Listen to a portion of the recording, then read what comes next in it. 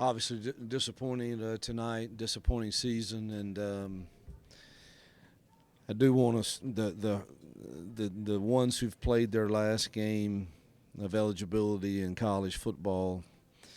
We had some special young men in that group, and I hate to see them hurt and not go out on a higher note. Obviously, last week at Jordan-Hare was fun for them and good for them, but certainly these Iron Bowl experiences are special, and hate to see them hurting the way they are currently. And I just want them to know and hope that they can understand that what they went through and how they handled adversity and the disappointments was a testimony to their character and how they continue to fight, and to what they showed this young group of kids we have of how to handle things when they don't go your way. And they were very special to us in that regard, and the way they continue to fight. So, again, disappointing to end the season like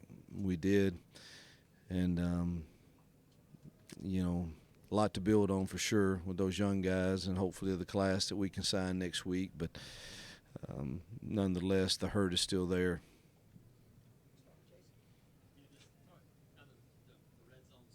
Yeah. Could have been a different game for sure. If you put those in the end zone when we had the opportunity 3 times in the first half, I believe. We had Dre open, just missed him on one of those, and regret calling the tempo play on 3rd and 1.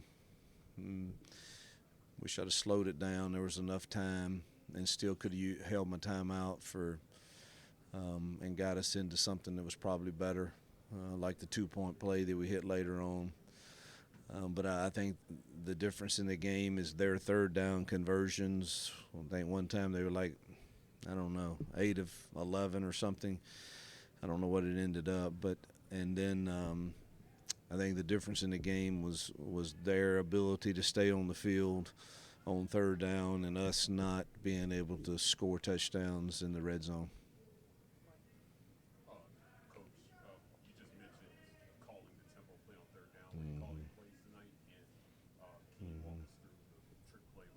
Yeah.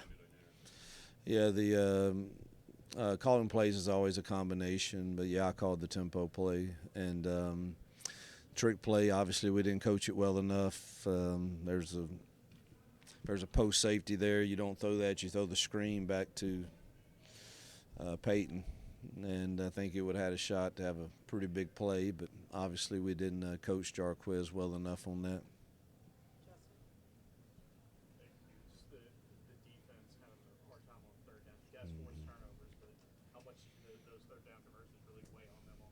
Yeah, I mean it wore on us. I think the last 2 weeks, and we were so thin. We're thin, and you could tell we looked gassed at times, and you knew how good Milroe was and what he can do with his feet and his arm, and we just it just multiplies things when you can't. And some of them were 3rd and longs, and you can't get off the field. Fatigue and it wears on you, and obviously it limits the possessions that we have with opportunities too. Yep. I hadn't got the report, but that we were already very thin at that spot, and hurt for sure losing him. Yeah.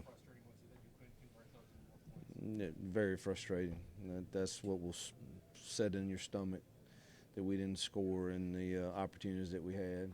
And a few calls here and there, the trick play, the 3rd and 1 tempo, all of those you second guess yourself all the time on things like that, because if we could have made that 28-21 there, we'd love to have seen what would have happened. Certainly not saying it would have won the game, but it would have made it interesting for sure.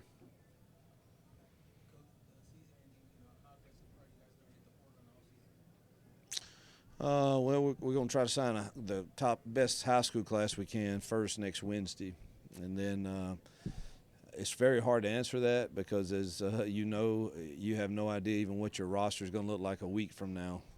So it's kind of difficult to answer. But the first priority is let's get this signing class in next Wednesday, and then we'll go from there on what's next. Hey, Hugh, it wasn't the best way to end the season, but what was your favorite moment from the whole season as a whole?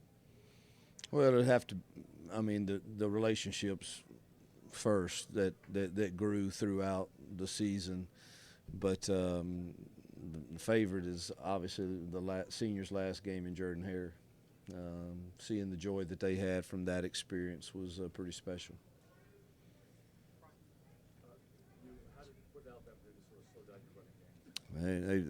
I'm anxious to see the film because it wasn't. I mean, they played a seventh guy pretty close, but I'm gonna have to watch the film. They either won in some one-on-ones or some double teams, but they did a really nice job up front for sure.